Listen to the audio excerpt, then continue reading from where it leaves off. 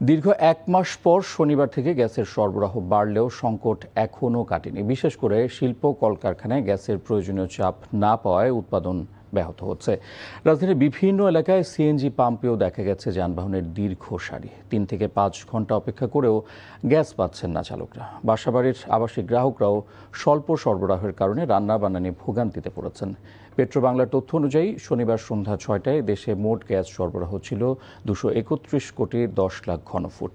এর মধ্যে দেশীয় গ্যাস ক্ষেত্র থেকে ১৬২ কোটি ৪০ লাখ এবং এলএনজি থেকে ৬৮ কোটি ৭০ লাখ ঘনফুট গ্যাস সরবরাহ হয়েছে।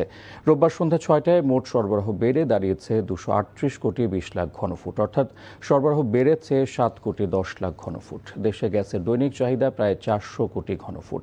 সেই হিসেবে এখনও চাহিদার তুলনায় ঘাটতি রয়েছে প্রায় ১৬২ কোটি ঘনফুট। ঘাটতির কারণে শিল্প ও সিএনজি খাতে এখনও পুরোপুরি স্বস্তি ফেরেনি।